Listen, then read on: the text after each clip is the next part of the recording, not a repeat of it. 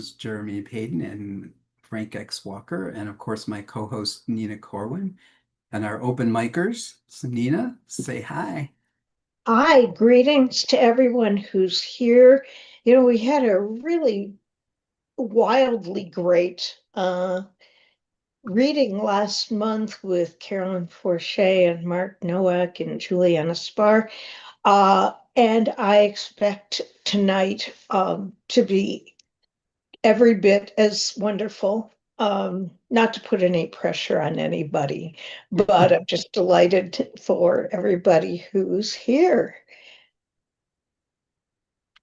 Okay. Well, of course we have our open mic, and Nina and I, since whatever it was, 2022 or 2002, Wow. wasn't it? Yeah, something like it's been a long time that we've been doing this, but we always open up the open mic so that nobody has to go first. Um, So tonight I'm going to read a new poem, which is so new the ink is still wet, and I'm kind of trying it out for size and see how it feels. Um, it was kind of a prompt. There's a an anthology publisher in Australia who's taken some of my work, and they had a call for poems that use the word someday. So this is my cheesy approach to that prompt. Anyway, this is called Trophies. Crates of trophies, big and small, in my garage. All those piano competitions so long ago. My son doesn't want them. Those victories behind him. I can't throw them away. I have trophies as well, all my own. There comes a time was an advertising campaign. It was a job decades ago. Before moving into our house, we asked the seller to remove the taxidermy buck's head hanging on the wall, a trophy for some other day. I find other kinds of trophies, postcards my late friends saved, so many women. One reads, "Hurry home, I can't breathe," and photographs I can remember taking, personal trophies without engraved brass plates, small victories like falling in love decades ago. No one else remembers. There comes a time to let them all go. Someday. Thank you. Good going there. I can't find the poem I was going to read, so here's the one that I am going to read. It's called Telling Time, and it was written for Carlos Cortez, who was a wobbly and died about, I don't know, 10 years ago. Um, Telling Time, uh, it has to do with the intersection of uh, activism, non-activism, and getting older. In 1965, somewhere between a saddle shoe and a penny loafer, a classroom of third graders computes how old they will be in the year 2000. Last night, I dreamed I was 53 and I woke up screaming.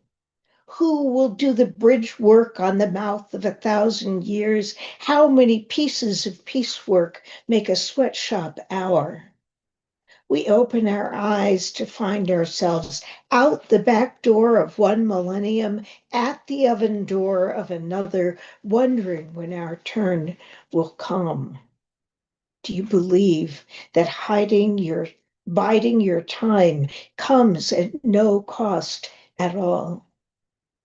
Sometimes I dream my credit cards shovel holes in the earth to bury me. First year interest rates like oak leaves that offer safe shelter till after a season of spending, the digging begins. I awake to find my IRAs become leg irons, my bank accounts anchors, and managed health insurance an inescapable choke chain. Do you insist there is no price for following? I tell you, there's always somebody counting. I dream an old saxophone stooped with osteoporosis stops me on the road and whispers, if you want to save your shoes, you have to walk through life on your knees.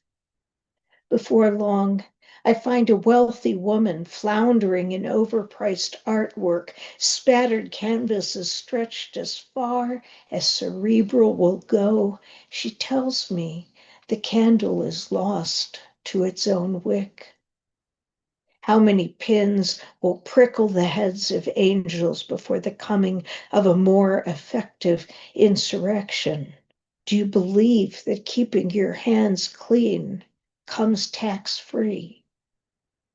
Last night I dreamed that wisdom gnarled me into bonsai. My limbs, once reaching their full spread, now twist into branches condensed and autistic. At 6 a.m., I wake to the clatter of dumpsters 4 stories below, the rhythm of workers clearing away our earthly waste, daily news, a soiled baby on the welcome mat, screaming for a change. Thank you. All right, so let's get going. And let's see. Um, Chris, Chris Stewart, you want to get us started? Sure. Um, Thank you, Nina. So, I've never written a piece about an airplane before, but I grew up fascinated with the big jetliners, like the 747. And this is a poem about the 747. They're retiring the 747s. Now, most airlines won't be flying them in 10 years. But perhaps the most noticeable 747, of course, is Air Force One.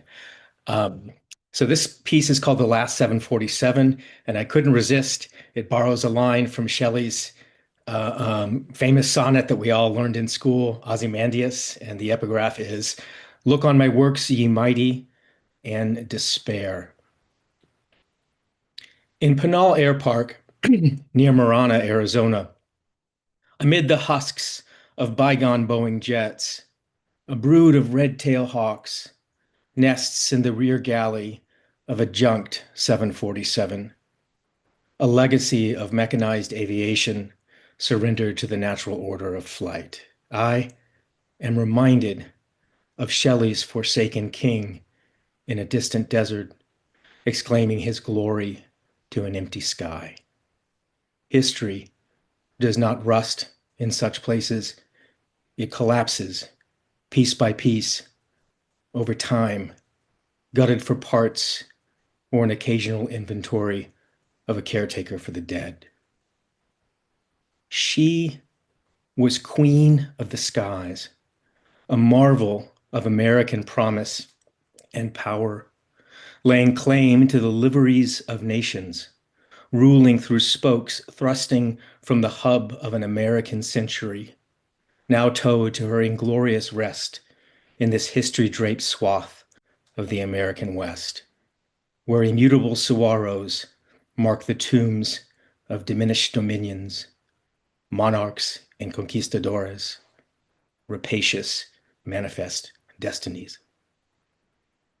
By decade's end, the last of them will be retired, save for one, still being built in a top secret factory in Tacoma, a gleaming relic, its long-lived livery of robin's egg blue, lacquered in garish gold, a penultimate echo of empire stalking the skies, demanding we cast our eyes upwards, look on its works, and despair. Thank you.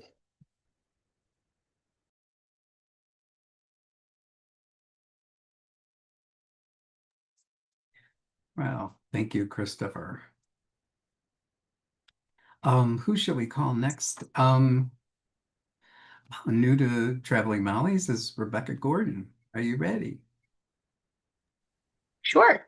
I'm going to radically shift our tone here. So,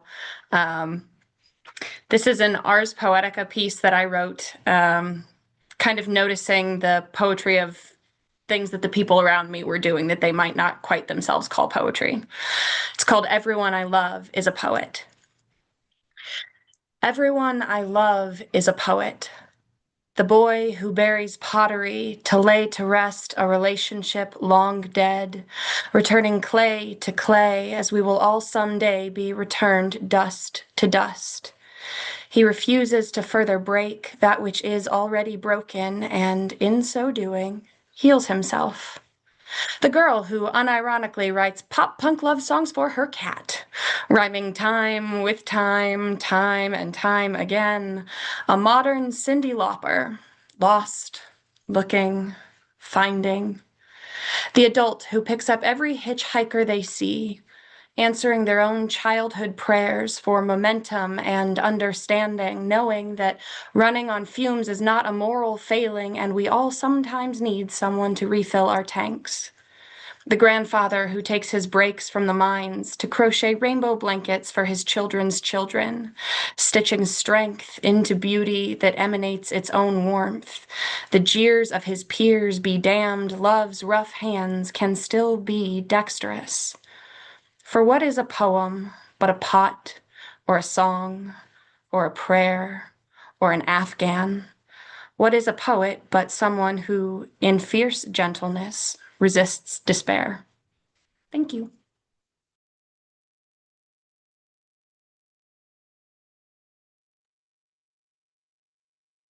That's wonderful. I hope you will join us again. And I might as well say for the audience as well, if you want to toss your name in the hat for the open mic, we look for you. We want to hear from you in the kind of week to 10 days before the reading, and then we'll let the people we've chosen know. So we hope to see you again. And how about John Simmons? John, let's hear from you. Well, hi. Thank you. Thank you, Nina, and everybody. It's John Simons here in Honolulu, and this is a poem about the evolution of the telephone in our so-called civilization. This is called When Phone Was Home. Remember how the phone was home and seemed to anchor attention? How hoping some days it would ring, fearing we'd miss some big chance, or at least a call to share lonely thoughts with a live voice to break quiet days. Quote, all alone by the telephone, unquote, wrote Irving Berlin in 1924, a lyric that caught the mood of a Broadway musical crowd. Fast forward 52 years, up-tempoed in 76 sounds by the Checkmates Limited, a new song by Barnum and Clay about alone by the telephone. Before taping and caller ID, we left home at our risk, missing the fate of surprise, friends' calls, or maybe someone we hadn't the nerve to dial up and talk to of school or confess our gossipy worries. How often and lucky were we to be those at home when rings of opportunity chimed? And what if we weren't, and no one was there to answer what might have been a one-time long-distance offer, the pivoting choice of a lifetime? Today, we lead and follow lives on phones away from home, cut loose in wireless digital ways from our fingertip ties to the cradles of landlines past with their coin-fed cousins in random roadside or dark cafe booths. We, leafing numbers from thick book pages, rotary dialing, or even by voice, urgently pleading, information, please. The devices we carry to listen and speak seem distant from places we live. Yet the towering network of signals reveals to trackers precisely our whereabouts, spot specific, as though sights of the moment were linked to our beings as sheltering shells to turtles and snails. iPhones make use of our eyes as much as our ears, and quickly connect in ways that inspire us to label them smart, fashioned in styles that sell us new meanings for models named I, an initial less for independent than internet indispensable, instant identity building, messaging cellular growth of uprooted talking, texting, and finding our refuge on convenient screens that need no place to call home. Thank you.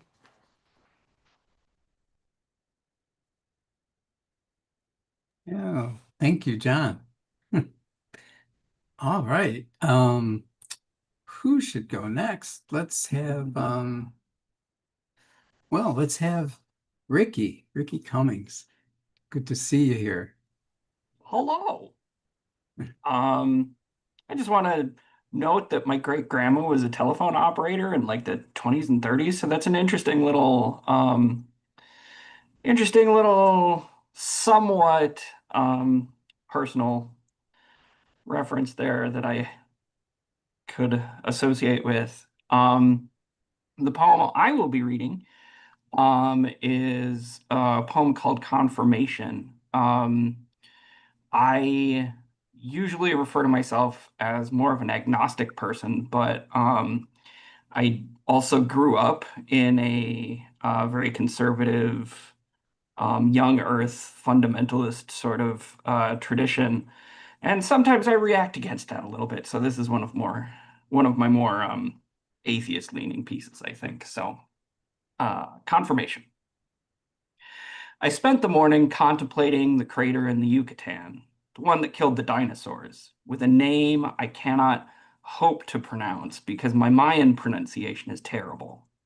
You know that we have a literal piece of the actual asteroid, the one that killed the dinosaurs, and it came from an oil well drilled thousands of miles away in the northern Pacific? I think about this crater a lot, not because I like dinosaurs, though I do, but because so many thousands of researchers working independently have mountains of data studied for decades that confirm not just when it happened within a few dozen millennia, but what it was made from and a couple ideas of where it came from. And they did the math and figured out almost exactly what happened within hours of impact and found ejecta as far away as North Dakota in literal plain sight, and that all of this still will not convince some people that the world is older than 8,000 years or so, or that one person did not somehow live for almost an eighth of all those years. Somehow. We measured gravity in the ocean and found something so deadly that it rivals a god. You can see the perfectly round lakes it left behind with your eyes. But instead, add the words of some wandering shepherds and the propaganda of thousands of years of war. There's magical thinking, and there's blind faith, and there's whatever this is. Every time someone invokes the divinity of the rainbow, I have to remember that iridium, an element found almost exclusively in asteroids, is named after Iris, the goddess of the rainbow and a messenger of the gods. And we're meant to believe that the KT boundary, the line in rock created by the asteroid that killed the dinosaurs, is simply a trick played by God and not clear evidence of how brilliant and divine and fragile we are without him. Thank you.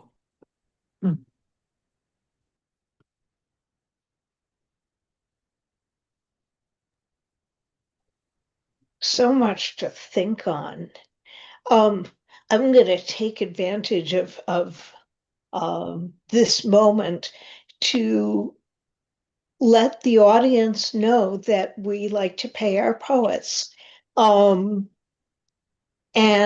what that means is that while we can't circulate the a hat like we used to in the in-person times, we invite you to go to the after hours link that Al is about to share with you. You're going to you're going to see a donate button, and it looks like it's for his journal After Hours, but he collects it and then distributes it to our features. We also want you to buy their books. The best gift you can give to a poet is to read their work, and even to buy a book. Rebecca, did I just see you Buy their holding up the books. books in advertising? And there we have it. All right. So thank you for that. How about next? Don McGuire. Don, nice to see you. Thank you, Nina. This is great. So the poem, I've been for the past 6 weeks doing a poem a day with a bunch of crazy poetry pals, mostly back east. It's poetry boot camp, but once in a while something comes out that might be a keeper. And I'm kind of inspired to read this one by Rebecca. It is in its own way an ours poem. It's called Bridges. The good titles are taken, Tony says, holding my poem at arm's length, squinting, clearing his throat. There's a lot to love here, and even more to revise, to make room, that is. Fuck beauty, he says. He places my page on the pile. Make a little space for truth. I can't tell you where to start. Maybe wear an eye patch, write what you don't see, like open water, that kind of dangerous. It could end up in your lungs. I wrote all that down, held onto it for years like a raft, like an anchor. I still misunderstood revision. I thought it meant replacing ordinary words with words that had read Salman Rushdie. Then, right in the middle of this revision, mom barges in. Brittle squint, permanent disappointment with progress, absolute mastery of assonance. Mint green paint makes me sick to the pit of my stomach. Those bell bottoms make me sick to the pit of my stomach. Doesn't that Democrat make you sick to the pit of your stomach? Don't answer. Her scowl is already on the launch pad. And your Aunt Madge with her special friend, sick to the pit, etc. As a kid, I imagined the pit, somewhere south of the liver, designed to survive mint green appliances, bell bottoms, the Clintons, queers, almost all of 1968. Assonance is seductive. Maybe that's what Tony meant. How a phrase becomes a bridge, how hate strolls across it in Dr. Scholl's sandals. I can see it. At least 15,000 poems are called Bridge, The Bridge, Bridges. Each leans over the railing, dropping words into the current, waiting to see which ones float, which ones sink, whether anything makes it across.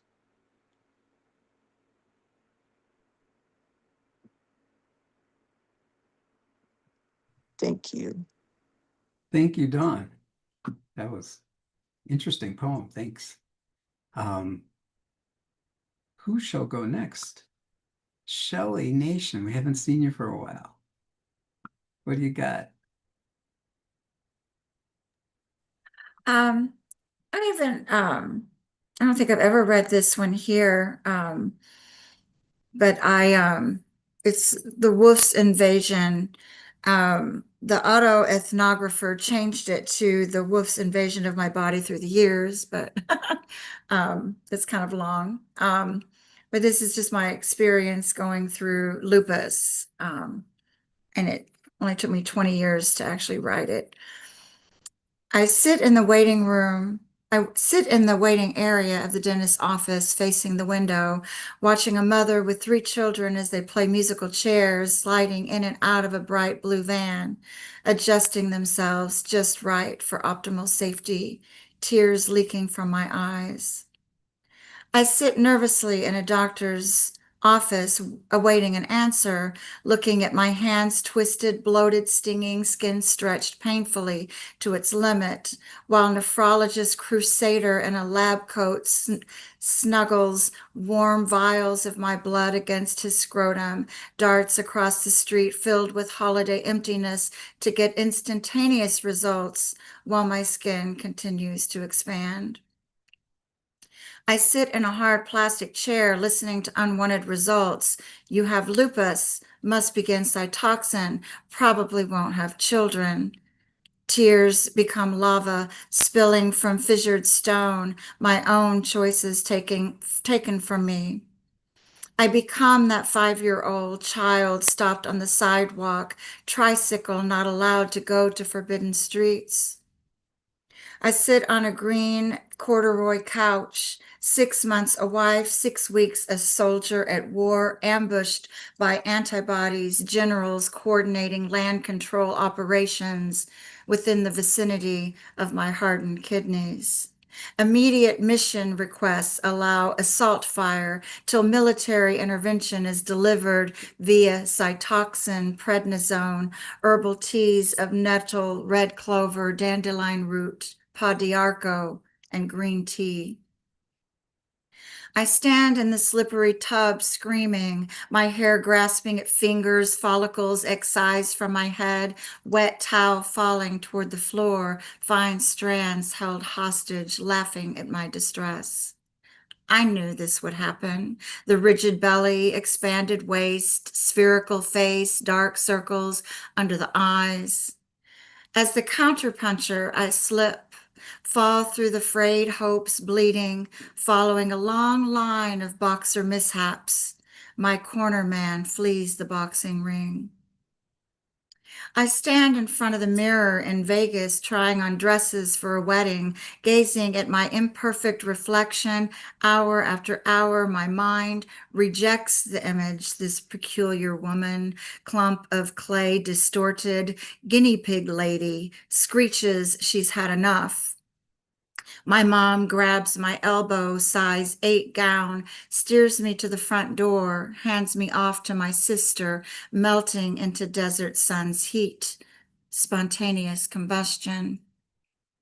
2 years later, my lupus goes into remission. Antibodies pack their bags, jump on a United plane, and hustle up to Australia, leaving me with a head of newly grown hair, master's degree in education, and time to evaluate the loss of an unborn child while I survey a mother with children at the dentist's office. Psychic tears stumbling down snowbanks, insufficient to soften the pain.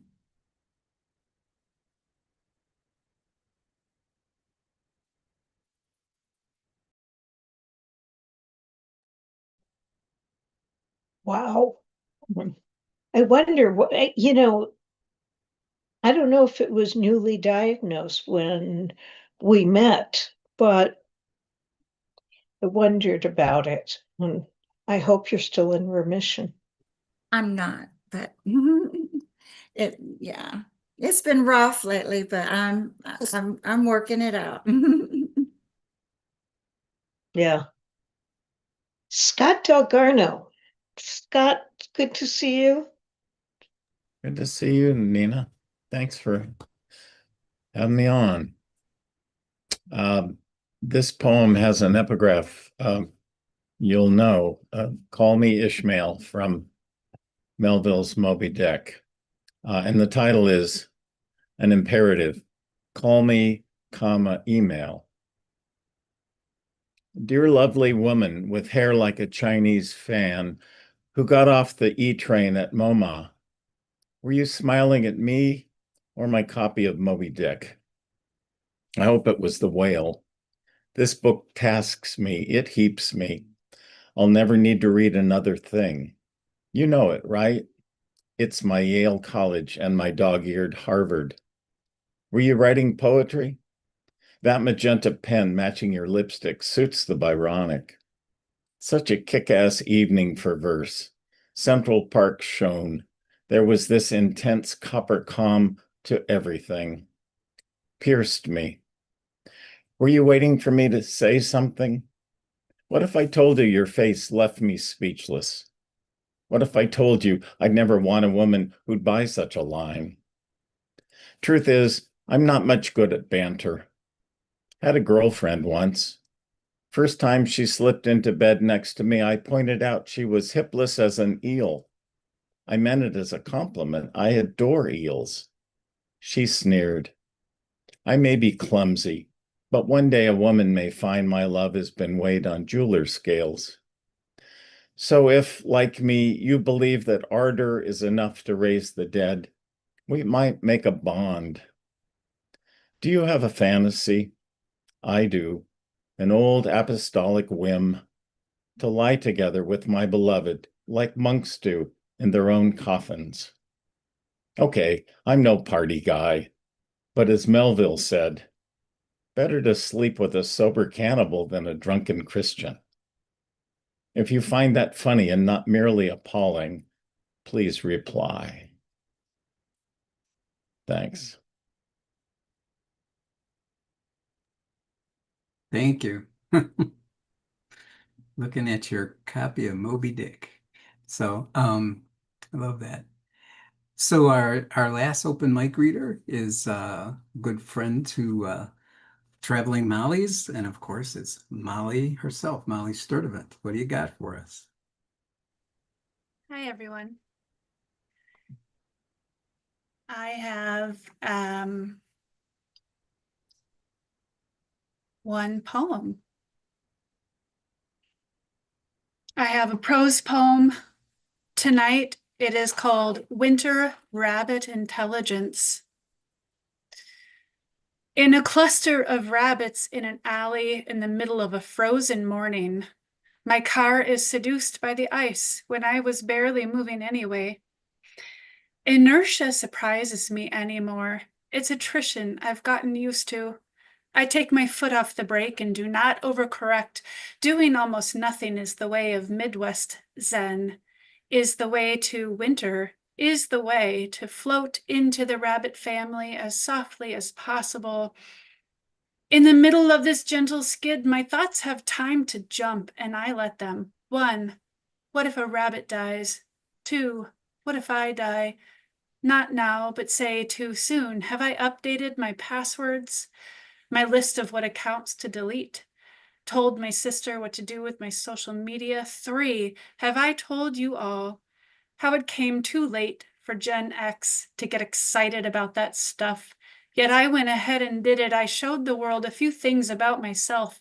And for all that, we got a machine to summarize email, to make a list, to pose as an eligible bachelor online. Maybe the machine can think like a rabbit. Regardless, the laws of motion still hold. And my car so sweetly nuzzles the neighbor's dumpster at the end of the skid. I believe the dumpster liked it. I believe it is unclear, before and after all degrees of wreckage, what it even means to be human now.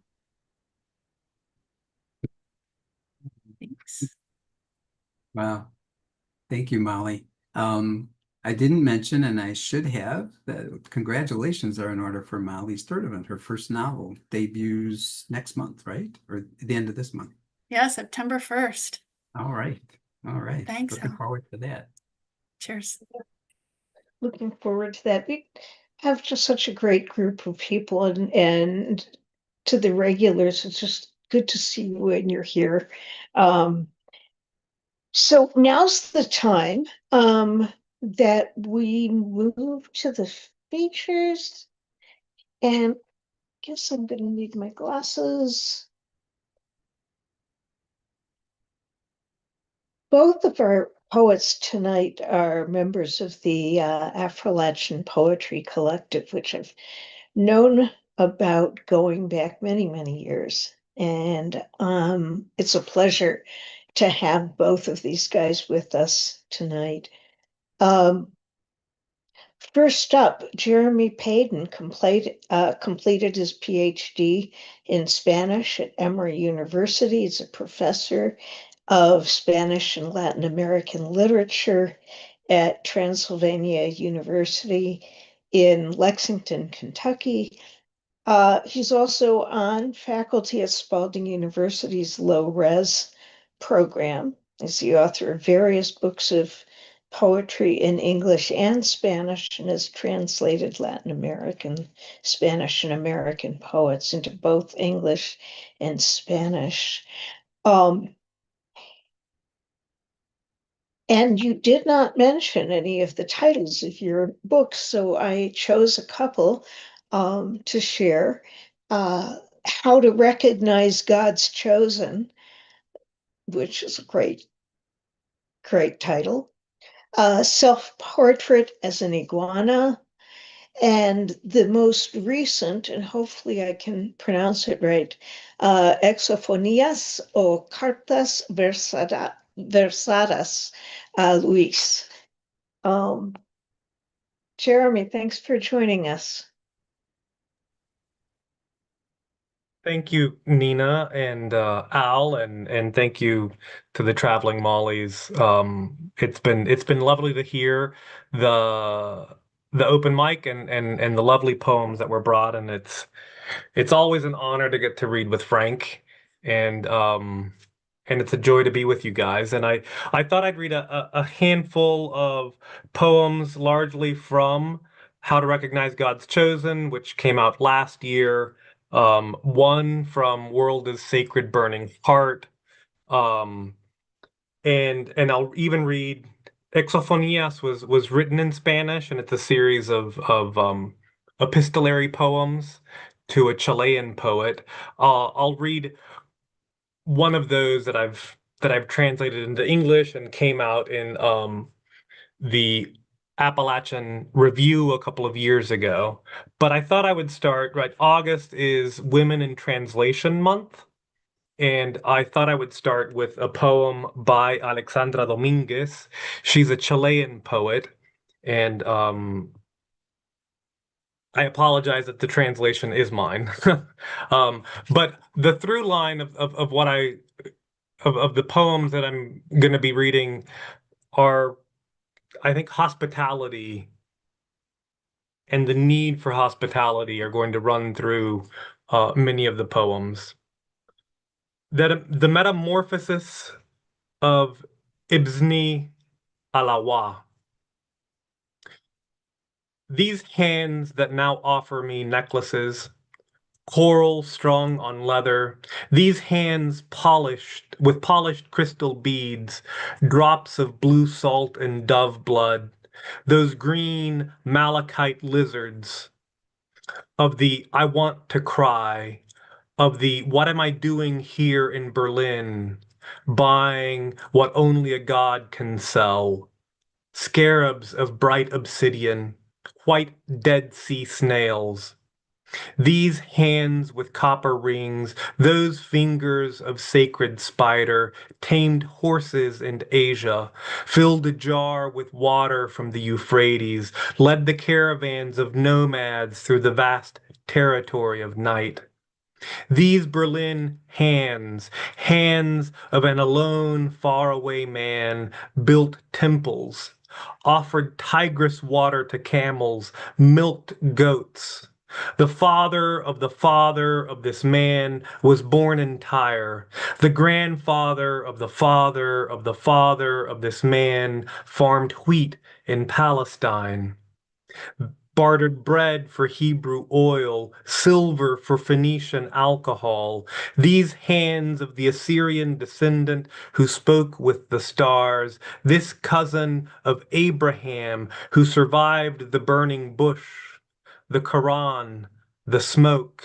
This undocumented emigrant, the beautiful illegal behind the counter made of air, the distant grandson of those who wrote the first laws, Hammurabi's code, the ancient stela of the star, the right that all men have to shine, the hands of the man who offers me a cedar necklace, a fish pen, some earrings with the shooting star of the deserts, the Arab in the Arab hostel, the man with the black mustache, the man with the black eyes beneath the black Berlin sky.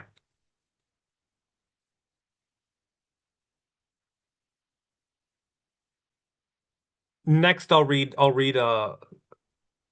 that poem from Exophonias. It's called On Migrations.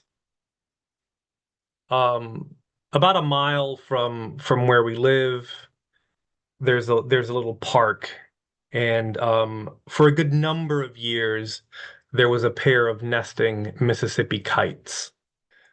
On Migrations, a pair of kites, of Mississippi kites, birds that live in Entre Rios, Argentina, from the end of August to the end of April, and that in Spanish are called Milanos boreales, or northern kites, nest and breed in the woods of the park near our house, and they have for at least 4 years now. They come for the cicadas and dragonflies and the long days of sun. The ornithologists at audubon.org say they're gregarious, that they migrate in flocks and nest in loose colonies. The map they include does not identify central Kentucky as a nesting site. And truth be told, one pair does not a colony make. Throughout the South, there are towns like Carthage, Mississippi, connected for over 20 years now to Comitancillo, Guatemala. A few came for jobs and went back home, then returned with cousins and friends. And everyone in that Guatemalan city now knows someone in the north, and a small dying town in the south now bustles again with children and cookouts and people who love the flat red earth and the slow Pearl River. In the history of the great 20th century migrations, not the ones that families like Ilan Stavans' made fleeing pogroms. Jews almost never returned, but those of Italians, Greeks, Germans, who starving and huddled came chasing a dream, not caring enough to distinguish between the shores of the River Plate or the Hudson. Note that high percentages returned home. Some came back to try again, and others, who like crazy uncles, went home to never leave the house again. I wonder if Luis is this pair of birds.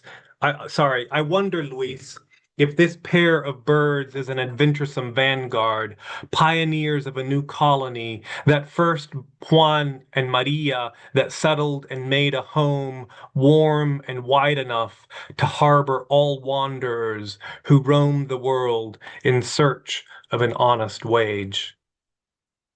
Luis is the interlocutor. Continuing with the sort of hospitality, I thought I would read one of the poems from World is Sacred Burning Heart, which came out in 2020, and it's a collection of poems that center on the colonization and conquering of the Americas by the Spanish in the 16th century. The title is The Priests of Kukulkan Receive a Wayward Seed. Kukulkan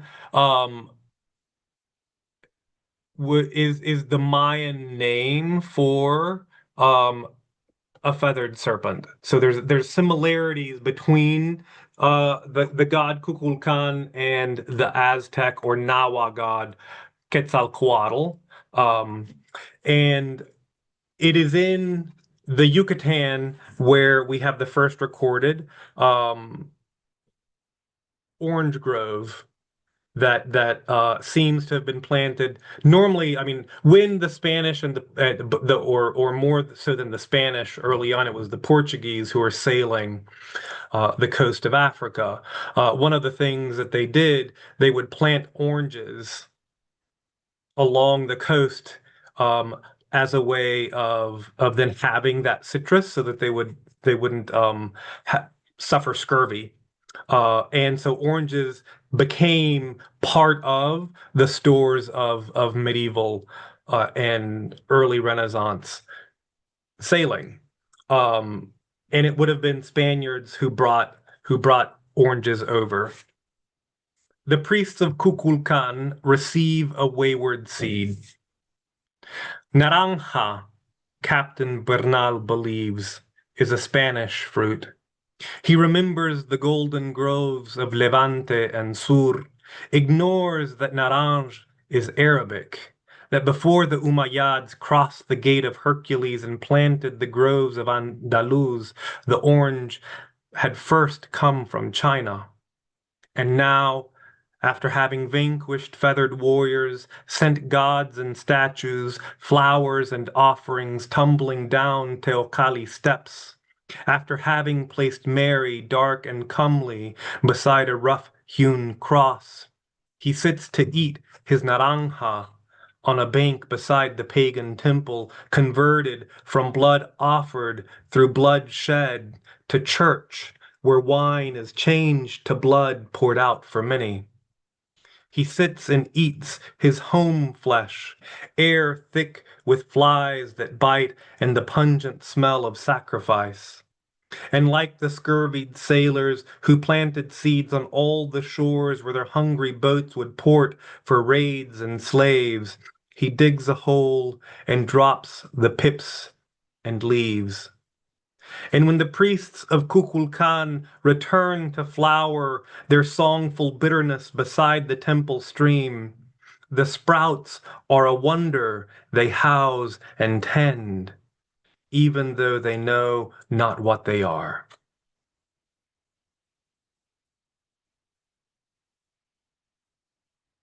Um, and now I'll switch over and read principally from How to Recognize God's Chosen, which is a collection that came out last August. A couple of things about it. It uses ungendered pronouns throughout the whole thing. So I will say that she, and I will say here, she being the subject pronoun, here, HIR, and I'm pronouncing it here, is the possessive, and the prepositional pronoun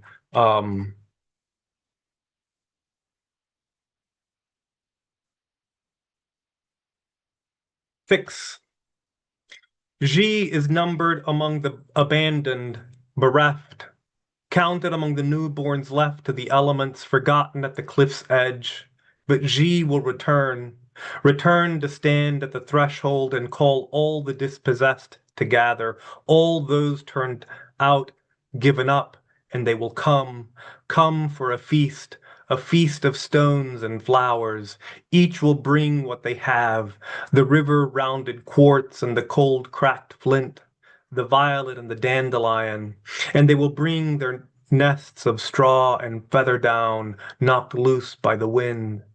No journalist, no professor of political science, no writer of policy or film script will notice G or those gathered below the cliff around the fire, but they will thrive on their flowers and stones. They will live and thrive and turn to dust. G and all the congregation of God's chosen. 7. I should say these are all unnamed, and they're numbered, and they sort of function as pericope that have been kind of stitched together to form a gospel narrative of this person named G who is referred to as God's beloved, and God's beloved whom no one recognizes as that. 7. An early story found in clay pots. Scholars dispute whether G is a name, a pronoun, or an article. Those in the congregation of the chosen who called themselves the faithful came to G and asked, "How can we tell others what you are like, master?" And G answered, "No one is your master, certainly not I." To which one of them replied, "But who will marshal us when we storm the temple?" And another, "Who will perch in the turret of the lead tank when we ride into Babylon?" And another still, "Who will write the new laws?" To which Xi answered, "Here is a well, and here a bucket. Let us draw water and drink while we still can. In time the snows will melt away, and this well will not be deep enough, but for now we are together and we thirst, so let us drink." 8. Xi speaks not with knotted ropes, salves of spit, mud, and herbs bruised, not with sound of thunder or clap of black powders before dazzled eyes. Whether Xi wields a sword, strings a bow, dons mail shirts to go down and enter the fight, accounts differ. Who or when, what or how God's chosen are and come, none can say.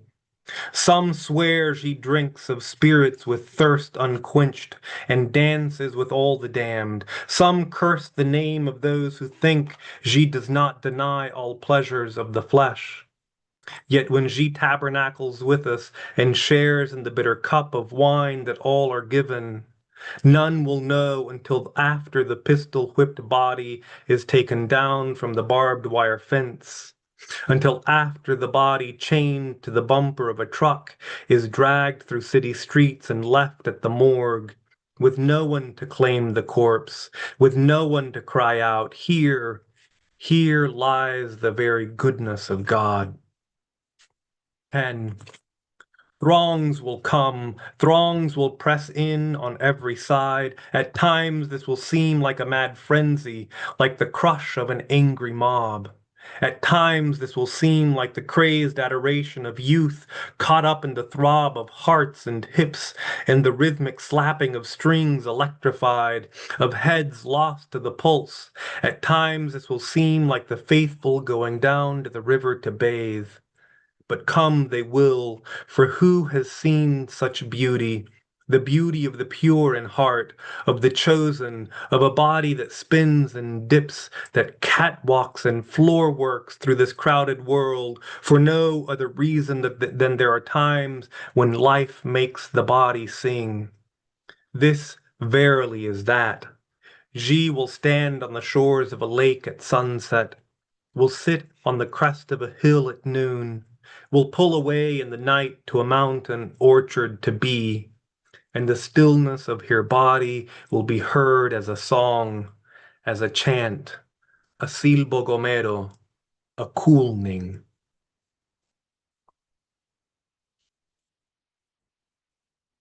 28. Sometimes God's chosen decides, no longer do I want to be God's chosen. Sometimes she walks out on it all and asks, "God, who are you to choose whose are yours?" Sometimes she goes and sits under a willow beside a stream and says, "No, my body is temple to nothing and no one," and says, "My body is stone, nothing else," and asks, "What is soul to stone? And what is stone but earth baked hard and dry?" To which God, a hungry axolotl, says, "Fine, you are soulless stone, and still my chosen gastrolith." And I'll read maybe two more from this, and then one more unpublished poem and turn it over to Frank. 40, a sermon in verse. The world is a house on fire, Xi said. And when she said house, she meant cathedral, mosque, temple in the heart of the city, gone up in flames, gone down to ash. The world is a mosque on fire. And when she said world, she meant body. And when she said fire, she meant St. Mary Baptist, meant 16th Street, meant some row house on Osage Avenue. The world is a body on fire, she said. And when she said body, she meant a Gothic cathedral in the heart of Mosul, a temple on Osage Avenue, a house in the middle of Jerusalem, a living church in a car on a street in Texas or Michigan or Georgia, a row house full of dancers at the corner of South Orange and Esther. And when G said fire, G meant arsonist, police, drones, meant a man with a gun.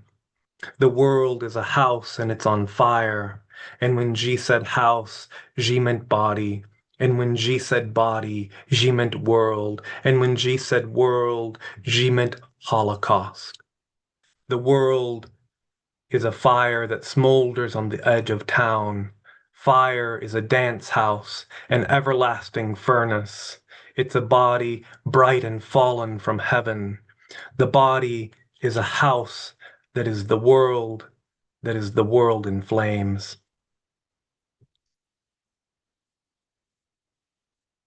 And for the last poem from How to Recognize, I'll read, well, the last poem of the collection, 52. The congregation of God's chosen will find Xi on the mountain, flower in hand. Some will say it was a bud, a cherry yet to bloom, others a field lily, a lotus, some a tulip, tall and bright. Some will call the flower sermon, call it love, call it death, and they will turn from here to speak its message, and will say, we are all flowers picked and bundled into a bouquet of sand verbena and primrose, of paintbrush and prairie sage. Some will say no, only G is a flower, a golden daffodil.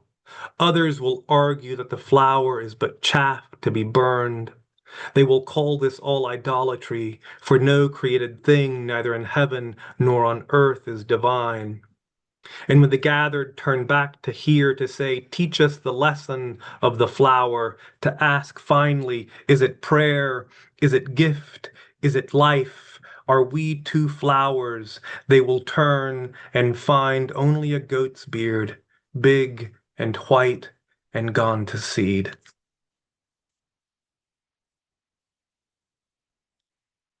And I will finish then with a short little poem that is unpublished in any way. Um, even as America, America itself, we smiled. There were those who said this Americaing of America could not be, as if it were new, as if America couldn't, though America had, as if America weren't, though America was, Americaing itself, plain as the smile on a laughing jackal. Some said, smell the coffee. America has always Americaed. But there were those who couldn't see, simply couldn't see. Those who couldn't hear, and there were those who saw and wanted America to America itself so badly they couldn't see straight. We all smiled as we watched America, America, America.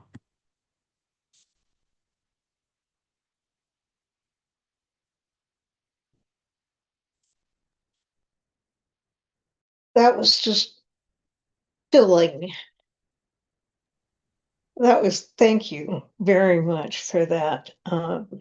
Can't wait to talk about some of that. I'm gonna move on now to Frank X. Walker. Frank holds the CR, I don't know, Lazius professorship in the arts at the University of Kentucky. He's the author of 13 collections of poetry, including Load In Nine Times, winner of the 25 Penn Volcker Award, Turn Me Loose, The Unghosting of Medgar Evers, winner of the NAACP Image Award, and Buffalo Dance, The Journey of York, winner of the Lillian Smith Book Award, voted one of the most creative professors in the South. He's the originator of the word Appalachia and is dedicated to communicating how literacy and the art impact our quality of life. Well,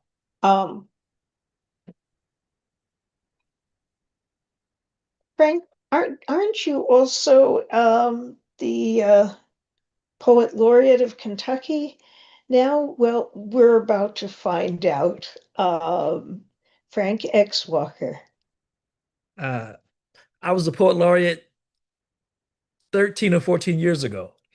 Uh, you only get to do it for a couple of years around these parts. Have But you recovered yet? no, I'm still in recovery. Uh, Hopefully, it takes another decade or two. But thank you, Nina and Albert, for inviting us to read, and it's always a joy to read with Jeremy, Dr. J, as I like to call him. Uh, and you heard the wisdom and the beauty and the brilliance, and it's no wonder that he's in charge of a whole humanities division. Um, I've fled administration years ago, and I have no regrets. But uh, that's a task for a younger man and a bigger heart than mine.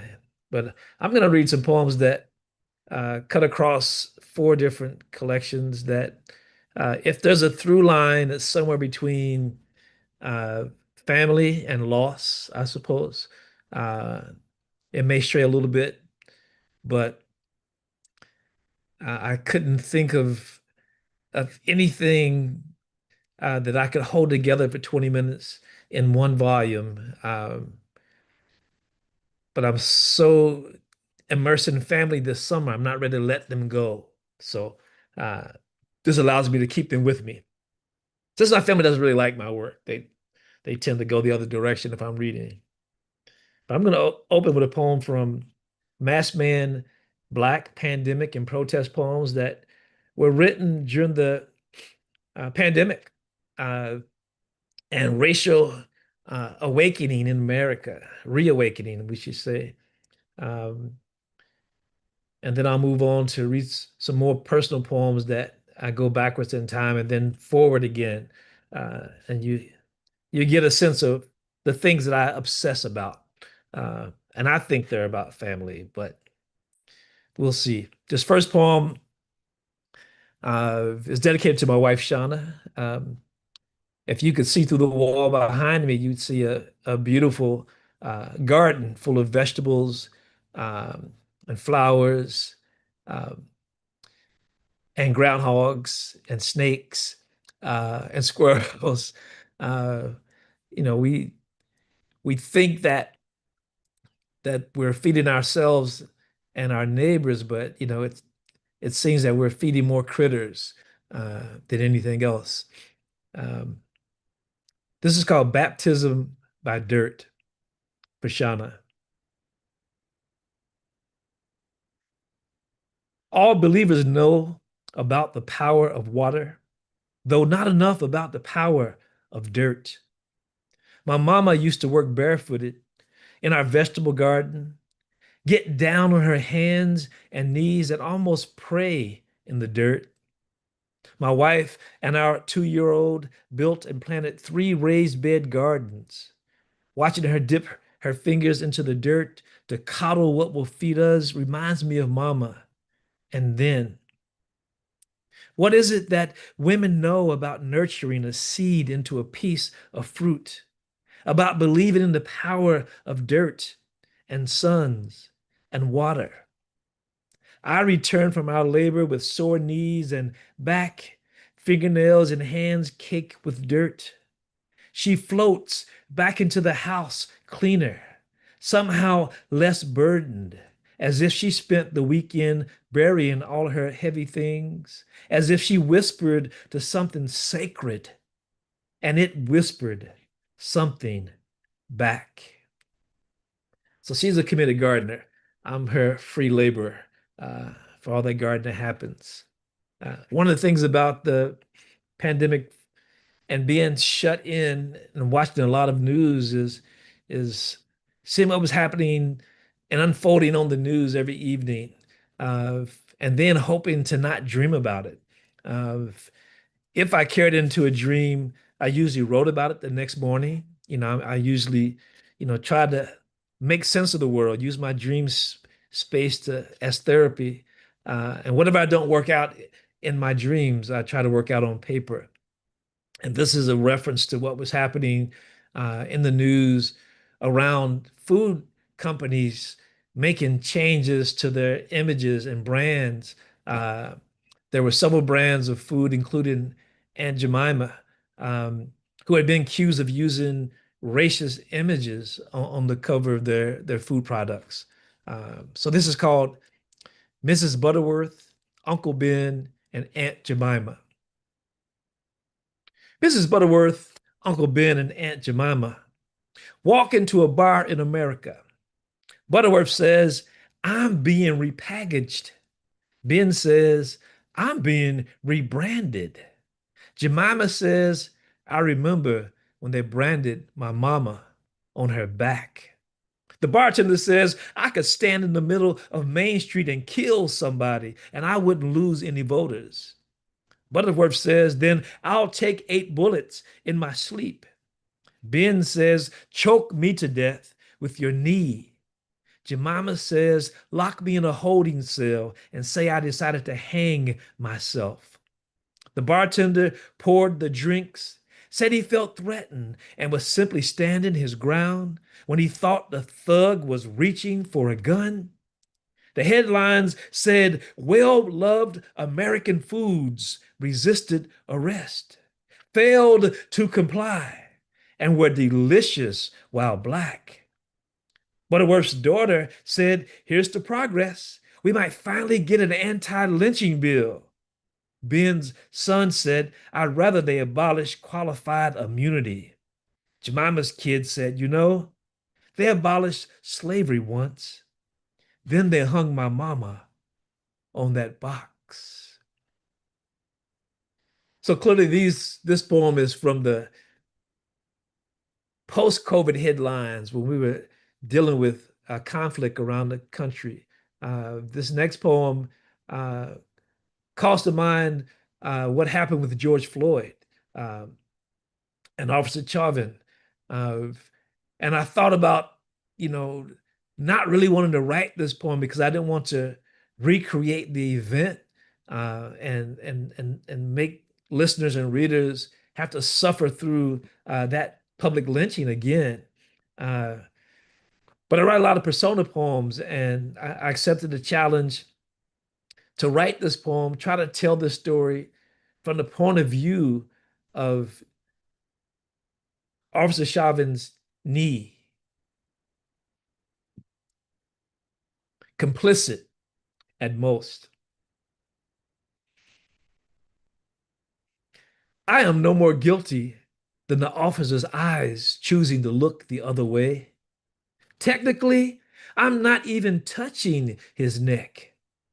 All I could feel was the hot cotton insides of Officer Chauvin's slacks against my skin.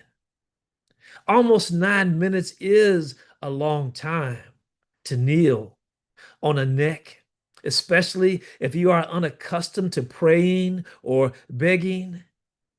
But after pressing all of me down, he put this all on me, as if he was planning to propose, but got cold feet and was too embarrassed to get up and just walk away from this altercation, marrying us both to this moment till death do us part.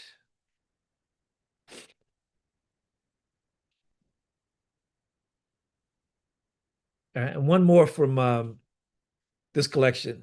It's called DJ Battle. And we all know whose infamous initials those are.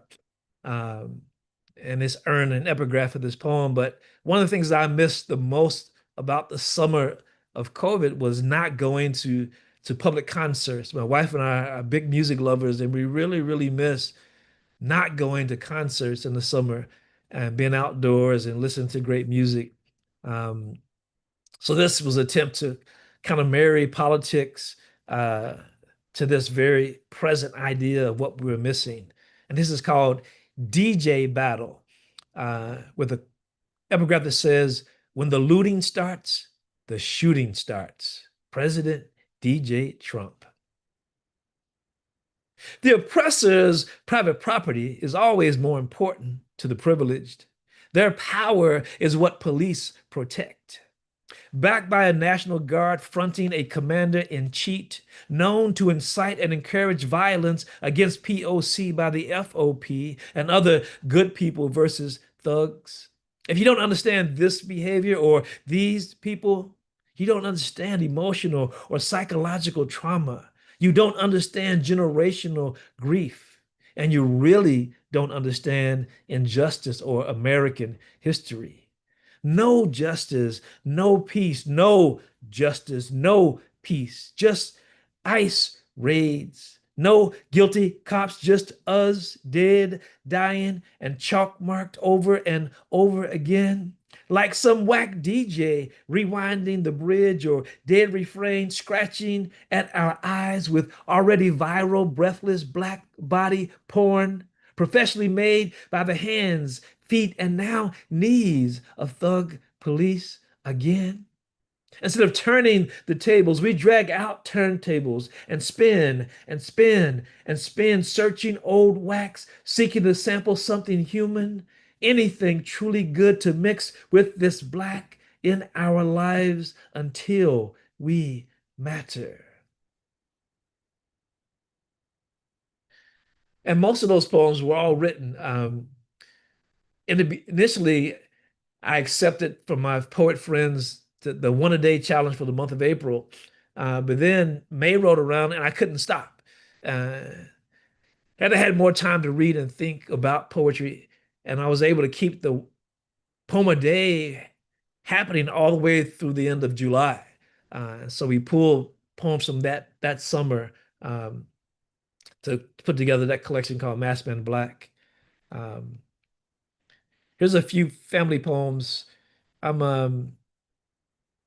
one of 11 kids. We can blame that on Catholicism. And of the 11, 3 of my siblings are addicts. And so this whole collection called About Flight deals with the challenges the family was forced to deal with in the face of supporting our siblings. We raised nieces and nephews as if they were our own kids. We were Santa Claus, we were bail money, we were the getaway driver when rehab didn't work. We were all the things and often complicit in trying to move them to the next level. This first poem is called Jack in the Box. I think it's self-explanatory. Jack in the Box. And I'm looking at this audience and recognize that you all can appreciate a non-digital toy. This new generation, my own son would not know how to open a Jack in the Box. He would look at it and look for the button and be confused. But this is for those who know. Jack in the Box. A non-metal box is being cranked as a familiar sound fills the air. Round and round the mulberry bush, the monkey chased the weasel.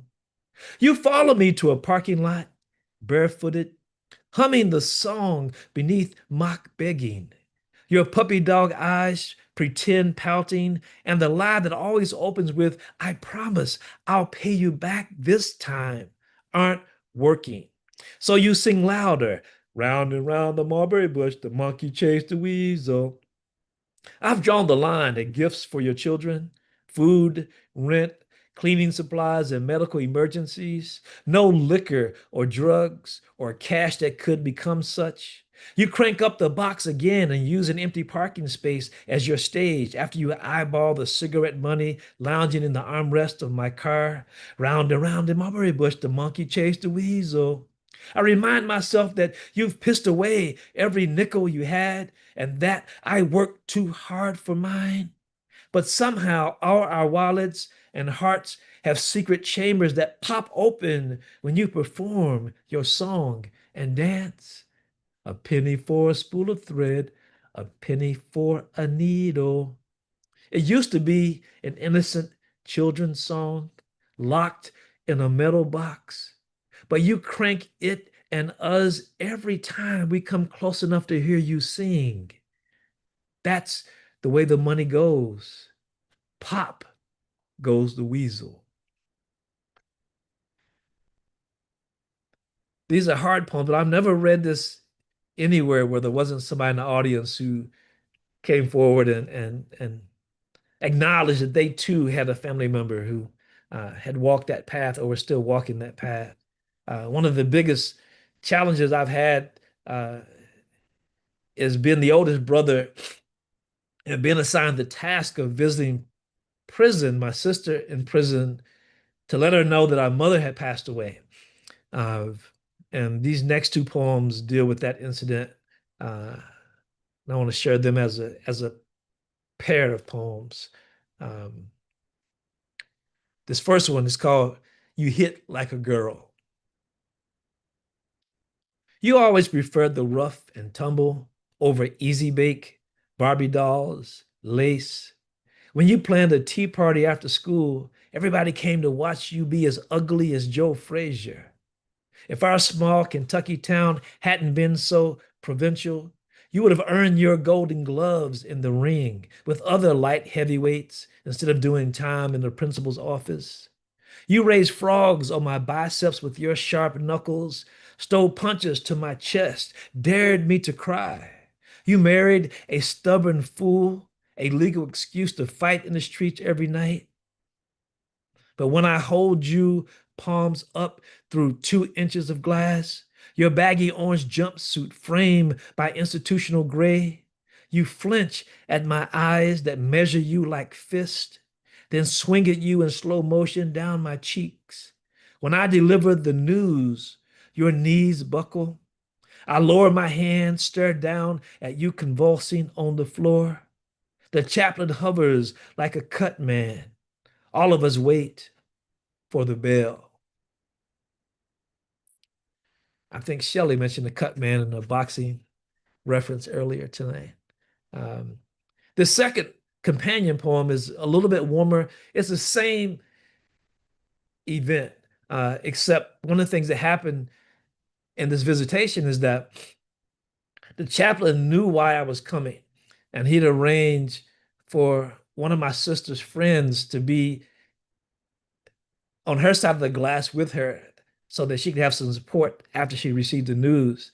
But what nobody else in the space realized is that the woman supporting my sister was the first girl I had ever kissed. So time is thinner than glass. I had forgotten you were my first kiss until I see you standing there behind my sister, waiting quietly. Your half smile tells me you remember too. So I pretend to ignore the orange jumpsuit swallowing your curves. In that chasm between my lips and her ear, I search for words I haven't found strength to rehearse. Hand dancing through 2 inches of glass, I manage a mama's gone and watch her legs quit, her heaviness fold like paper into your ready arms. The receiver swings like a dead man.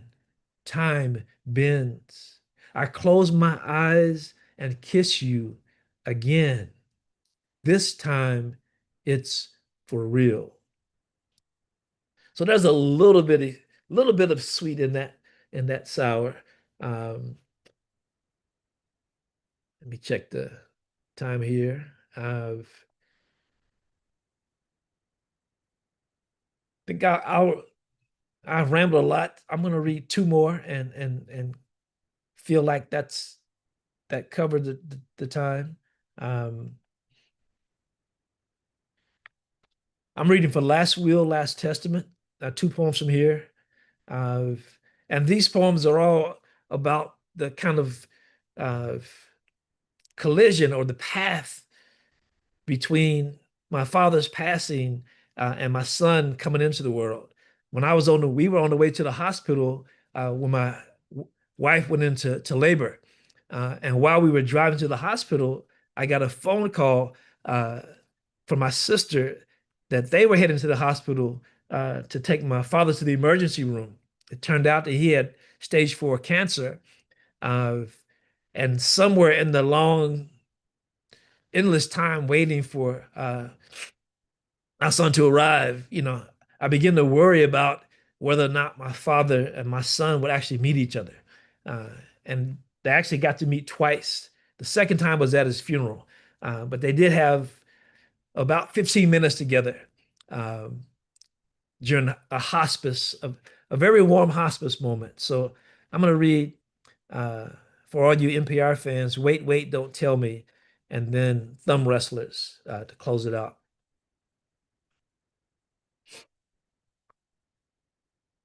Wait, wait, don't tell me.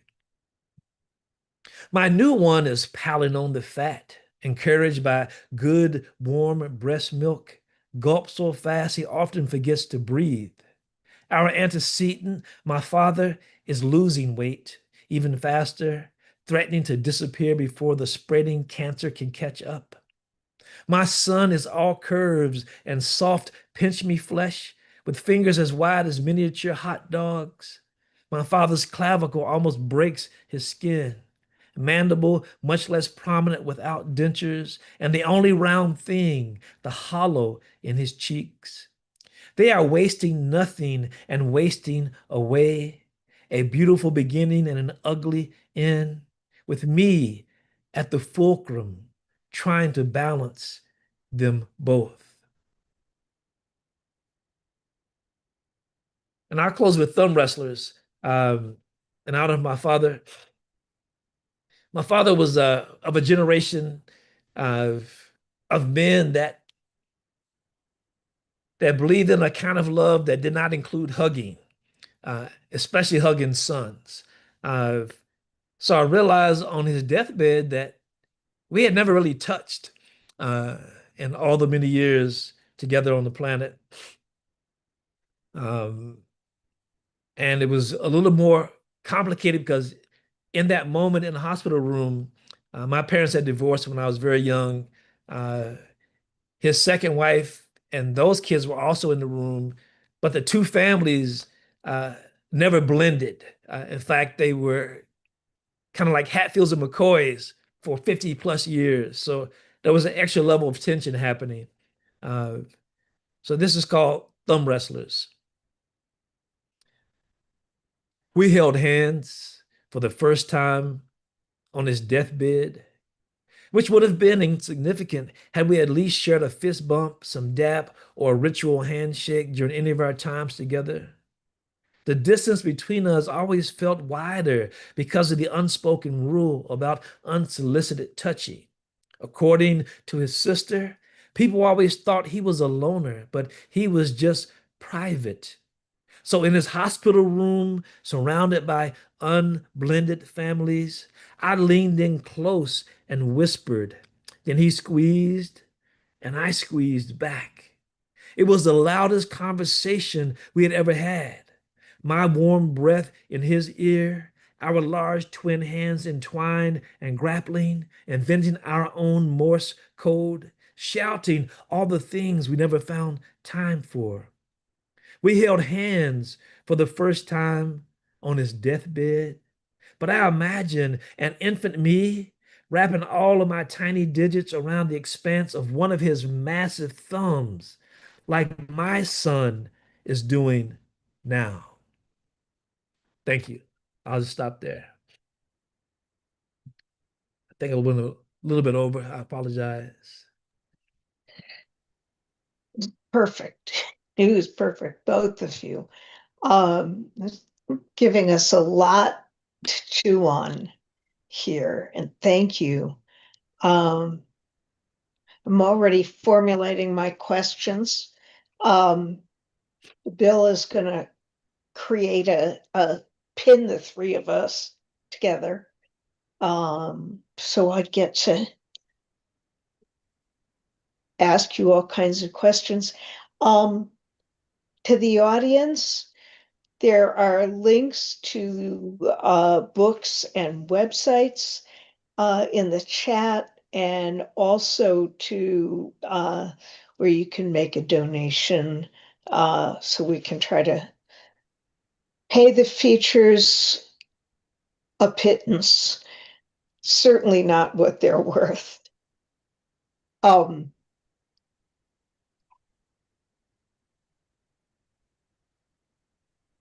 Because the two of you know each other and know each other's work, when I ask the questions, some of the questions I'm going to ask, you'll be able to kind of jump in on your perceptions of the other's work. And a question I like to ask has to do with what's your superpower? What's the thing that you feel like your muscles are best developed in doing in your writing? And again, Jeremy, I imagine you'll have a perspective on Frank's superpower and vice versa. So, Yeah, well, I think one of Jeremy's many superpowers is his tongue and his ear. I mean, to own multiple languages on the page, in his head, I've witnessed people attempt to translate for the first time, uh,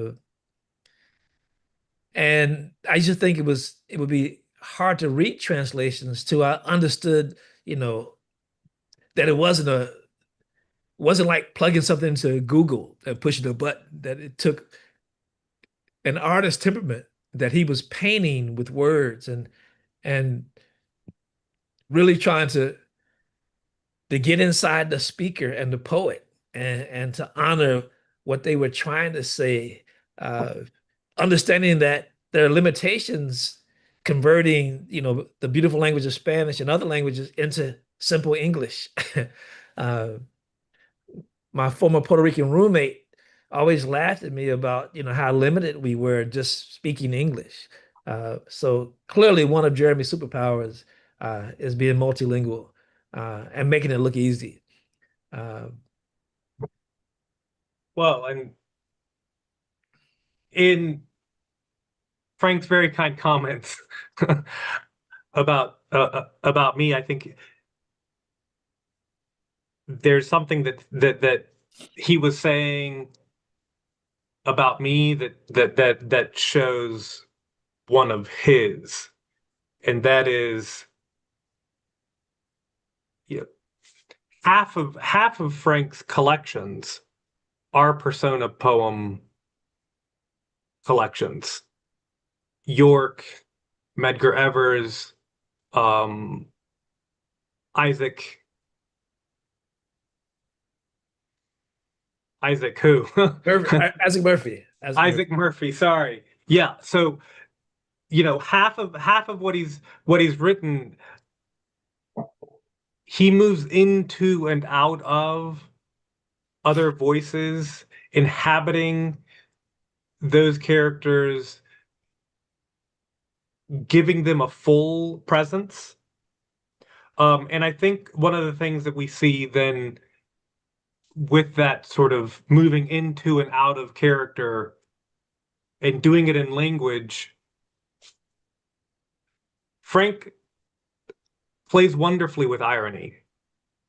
And he likes to turn common phrases against themselves, and part of that poetic insight that we get in his work, and it happens both in his personal poems as in his persona poems, is this way in which he will twist and twist language and play common phrases against each other to bring out what it hasn't been said. That was definitely one of the things that I thought was maybe a superpower, is that kind of sleight of hand, actually, um, and the wordplay. I don't hear very well. So did you say Wait, Wait, Don't Tell Me was the title, or Wait, Late, Don't Tell Wait, wait. But it was Me? spelled, the second wait is Weight. Okay, okay. It was about the kid gaining weight and my father losing weight as rapidly. Yeah, But of course, it's based on the NPR show Wait, Wait, Don't Tell Me. right, right. And also you did this whole thing about justice and just ice. Love that. Love that. There's a lot of punning that goes on in my household, and I really appreciate that. Now, between what I just said and Jeremy said, do you think that that fits with what you feel is a superpower that you employ in your writing? I guess it doesn't seem that super to me because of the space I live in. I'm married to a very brilliant uh, poet and scholar, uh, who is probably the sharpest editor I ever worked with. Um, and so it, I'm not used to compliments, on the way to trying to get a poem finished. You know, so nothing is ever finished or as good as it could be. There's always uh, a way to improve it. Uh, and the my comfort zone is in persona because I get to hide in other people's lives and voices. Uh, I show up in the titles maybe, but I get to go be somebody else, for a whole book. Um, and it's not an uncomfortable space for me. Um, I think growing up with a lot of imagination, being a big fan of movies and television, being trained as a fiction writer, but just being really, really slow at it. Um, uh, and a playwright, it just uh, those voices and making them come alive, it just seems a very sane use of all the things I've accumulated and experienced. Like this is, I don't know any other way to make it make sense in that particular genre. But so it doesn't feel that super to me. It's um, Well, your wife isn't here, so we'll call it super. just don't tell her.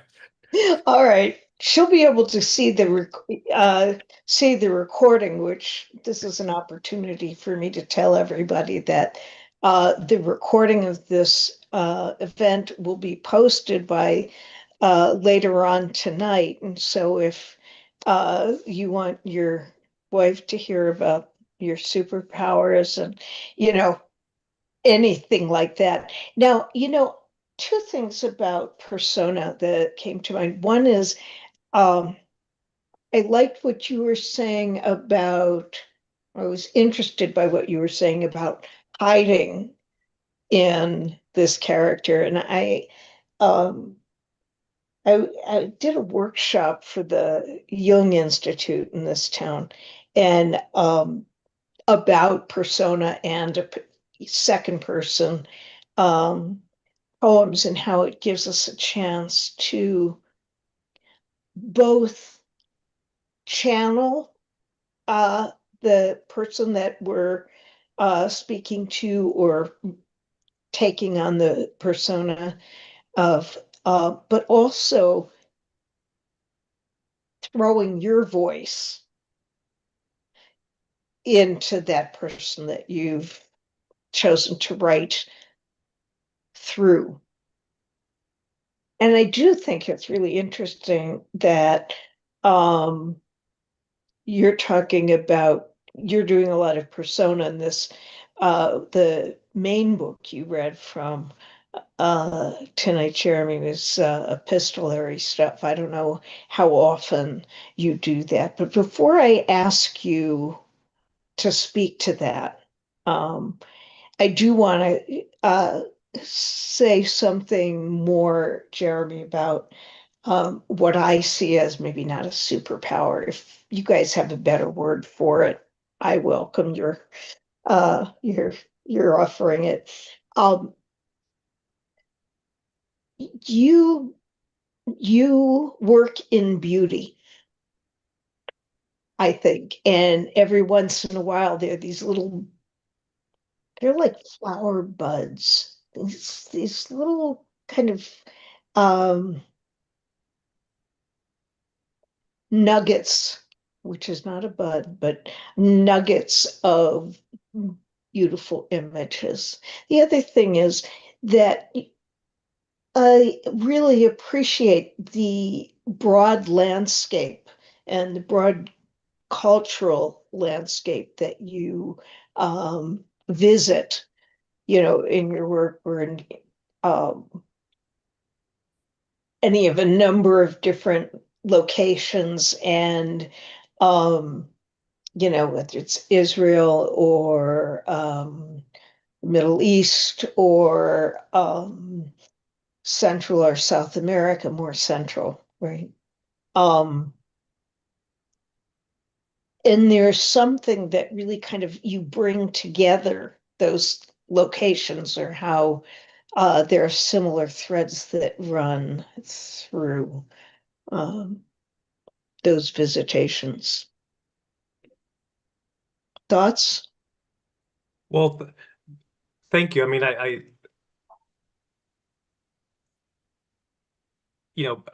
thinking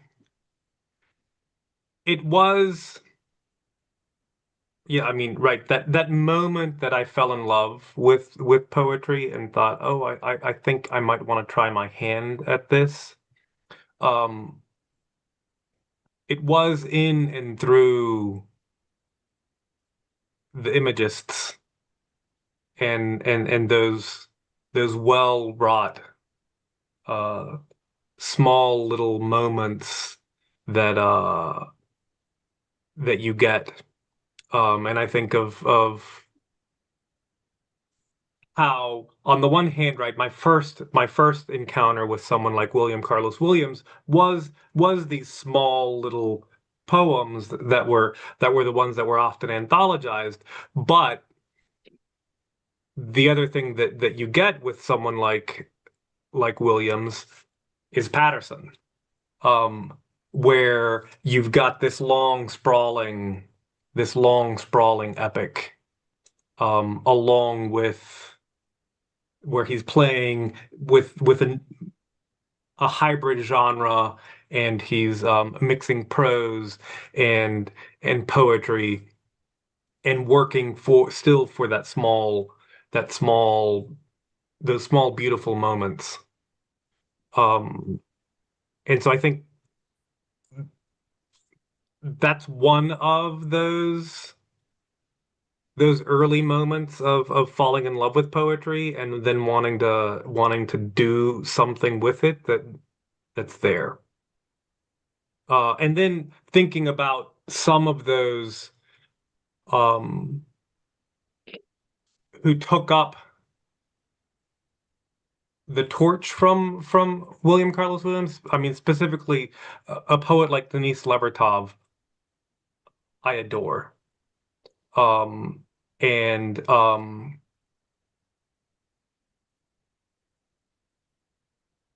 And it is the way that she also is able to work, especially in those collections from the 50s and the 60s with those bright, shiny moments.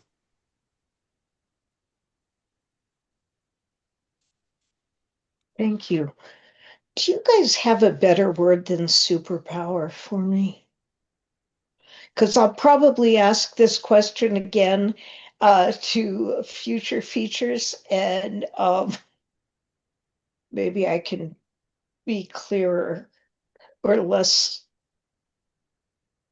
I don't think there's anything wrong with superpowers. I mean, I spent almost 3 hours enjoying Spider-Man over the weekend. So let's keep superpowers alive. But I think if I were asking the same question to my students, I might ask them to talk about uh, the sharpest tools in their tool chest that they use to create with. Um, what's their go-to tool or instrument when they're trying to craft a new piece of poetry or writing. Um, and then just, back up and see where they go with it. I think Yeah. that gives them choices. Because I think a lot of, you know, people don't see the rough drafts. Most audiences and readers, you know, have no idea how much effort it took to get that line or that title or that phrase just right, or to find that particular exit out of the poem. You don't see it, and part of if we do it well, it's so invisible, it seems easy. Uh, Exactly. it's like not being impressed that a 7'2" person can dunk a basketball. Uh, I mean, it's like you're supposed, it's like, but I think that's, uh, I like talking about the process. I like, I used to have a photo of the stack of rough drafts next to the final book so that my students could see that, you know, Mhm. 4 inches of effort that came out of that half-inch final volume. Uh, because because for me, I think uh, my real superpower is teaching. I think I'm a better teacher than writer. I really, really uh, am committed and invested in young people and trying to get them to, use the arts and writing in particular to kind of amplify their own lives and find all the ways to to have a full life and a high quality of life, through the arts in general. Um, but I think that, if we can get them to just think about uh, that is work, you just can't, you can't have never picked up a book of poetry or even failed at writing and decide on a Monday that, oh, I'm gonna get an MFA. I'm just gonna send the only 10 poems I've ever written, I'm gonna put them together and turn them in and be mad if they don't let me in. And I think that's Some a young lot. musicians do that too. I mean, we make jokes about it, about how you learn 10 songs or maybe 5 or 6, and it's like, okay, I've got a set here. I got an album. Yeah, let's go record all these. Uh, and I like those young people who show up in my classrooms who announce themselves as, well, I'm a poet. And I might ask, well, how many poems have you written? Uh, or what's the best poem you've ever written or the worst poem? And when they start talking about it out loud, they hear themselves say like less than 10 in their entire life. Uh, Poet. but I'm a poet, and I'm like, okay, well, how many Yeah. books of poetry have you read? Well, I've never read a whole book, but I read some in the anthology in high school. Yeah, I remember, Chicago's pretty much the home of the slam. it is the home of the slim. And I know when there were a couple of poets who came out of that tradition and then went on for an MFA and were all kinds of convicted about not reading other people's poems um, because whatever, or not reading this kind of poem because maybe they didn't want to be influenced by it or they didn't think it was important. And now we're dishing on students. So let's Yeah. we'll move on to epistolary and persona. Um, I want to, well, first, Jeremy, have you done much with epistolary poetry before that book? Well, I mean, I've actually done more with persona poems than than epistolary, but before Ixophonias. Um, the I mean, I have written epistolary verse before, just not consistently. And with that, I think one of the things that I mean, I guess the connection in would be occasional verse. Mm. I do write a lot of occasional poetry. Then again, depending on who you talk to, all poetry is occasional poetry. Uh, Occasionally, anyway. right. Ellen Bryant Voigt has a line in the last class, her poem, The Last Class, that says all verse is occasional verse. Goethe makes a comment very similar to yours about it needing to be tied occasionally to the occasion, um, and and I think that connection to the occasion, to writing about um, an event, moments that are happening, writing in relationship to the news, Mhm. much like um, the first handful of poems that Frank read, are things that can easily turn into um, epistolary verse. Mhm. Um, Let's talk about that more, but also in the context of the following question being, what do those forms, whether it's epistolary or persona, what do they do for you? What draws you to them? What attracts you to them? Well, I think one of the things that attracts me to what initially attracted me to persona was I was bored with myself. I I just didn't think my life was that interesting or how I felt was worth talking about it, that nobody was interested in hearing about my heartbreak or my personal loss. I had to come full circle to start putting myself in my work more, but um and I initially found so much more freedom writing in persona and wearing that mask. Uh, Hmm.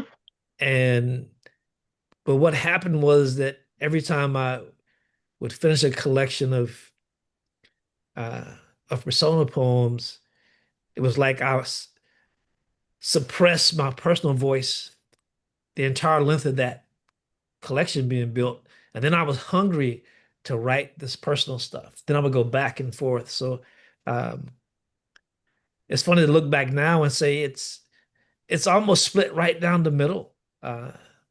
That it's like every other book I write is it just switches channels. I'm a two-channel poet. Um, but I think it gives me a nice balance. It allows me to stay hungry. Um, and I'd rather, wake up in the middle of the night or early in the morning because this poem just needs to be written than to sit at the desk for 2 hours, like pulling out two words out of a rock and getting nothing. Hmm. I mean, and I'll say, right,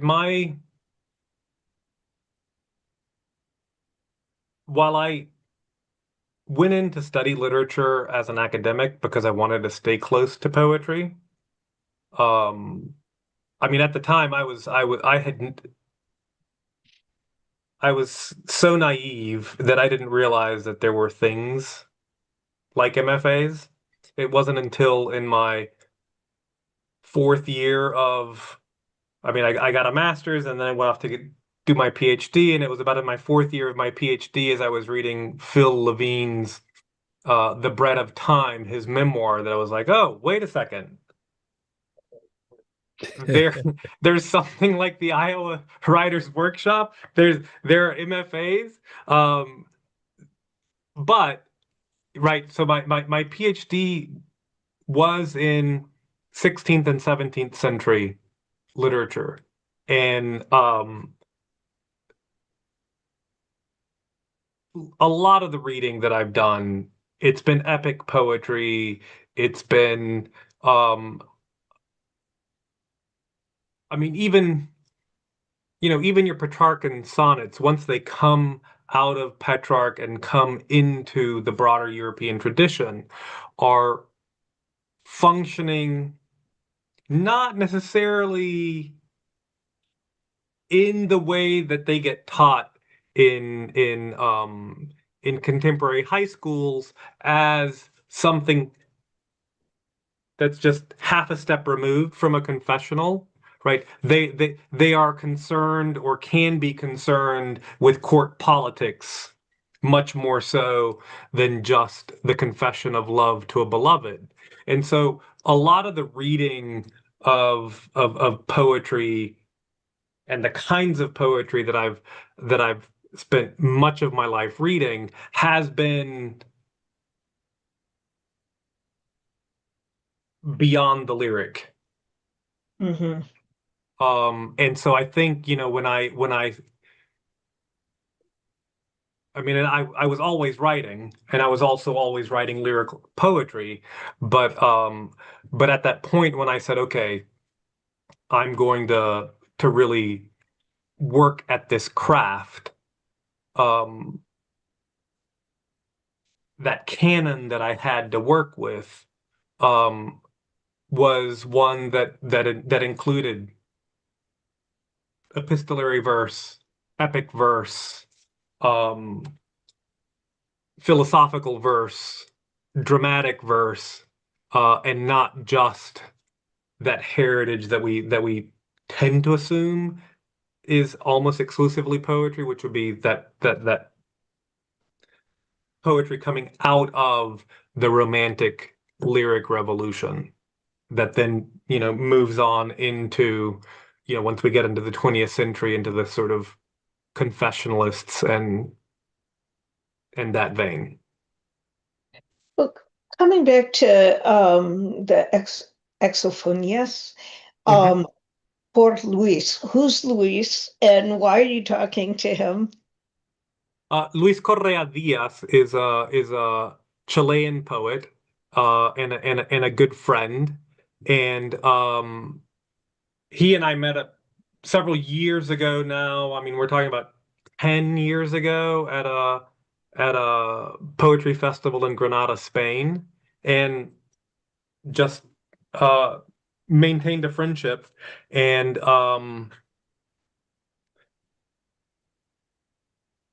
would share poems back and forth. And in that process of sharing poems back and forth, um that just sort of organically developed into, um well, how about I actually address this poem to you? And largely what Exophonias does, it's a meditation on exophonic writing outside of your dominant language. Because even though I grew up in speaking both Spanish and English, but in the home, though though I grew up in Nicaragua, Costa Rica, and the Dominican Republic, what we spoke at home was still English. And so while I did school from first through fourth in Spanish, and then um, eighth and ninth grade were also in Spanish. Um, Largely English because it is the language that I've used the most, is the most dominant. Anyway, I'm going on too Oh, much. Exophonias became right here. I am writing. I'm exchanging poems written in Spanish with a Spanish poet. I'm yes. writing now verse epistles to this Spanish poet, and that collection really did become um, a meditation on writing poetry in a non-dominant language. And so throughout the whole collection, there are a number of poems titled Exophonia that sort of meditate on a different aspect of um, writing in a non-dominant language. Mhm. So, Frank, you were talking about kind of going back and forth between, writing uh,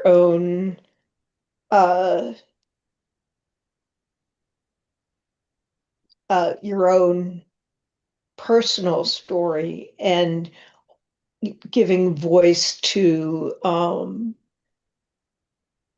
whatever character you're giving voice to.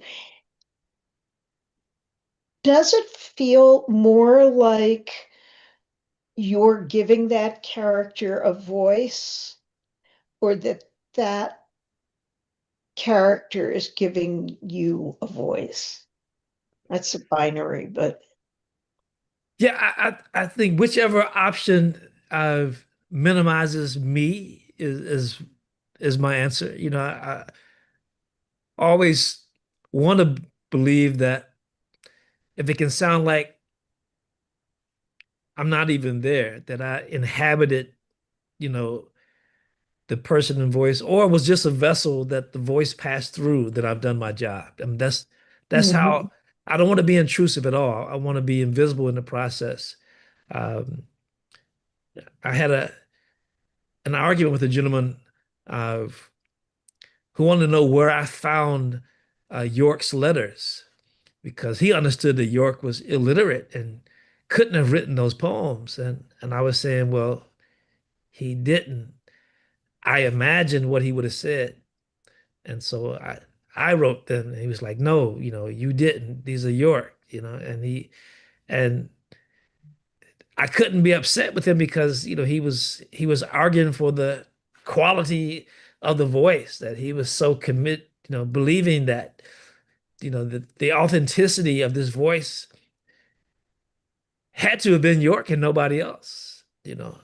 Uh, but he didn't understand what a persona poem was. I mean, he even said that he doesn't even like poetry or read it, but he keeps buying this book and giving it away. Uh, Alexa, you know, I have a great question I want to ask, but it is now 9 o'clock. So I'm just going to say it so that if you happen to think about it and whatever, drop me a line or don't. But the question is, if you were to have a conversation with one of the personas you've chosen, what would that look like? So we don't have time to answer it, but I'd love to have that conversation. What I do want to do is to thank you both so very much. I've enjoyed this immensely. And I also want to thank the poets in the open mic and Al and Bill, without whom we wouldn't be making this happen. So much love to all. Thank you all. This was a excellent reading. Thank you both. And to all our open micers, it was a good August reading. Thank you. Um, until next time, we're the second Monday of every month, and we've been doing this for 20 odd years now. So keep at it. All right. All right. Good Thank you night. all. Thank you all. Aloha, everybody.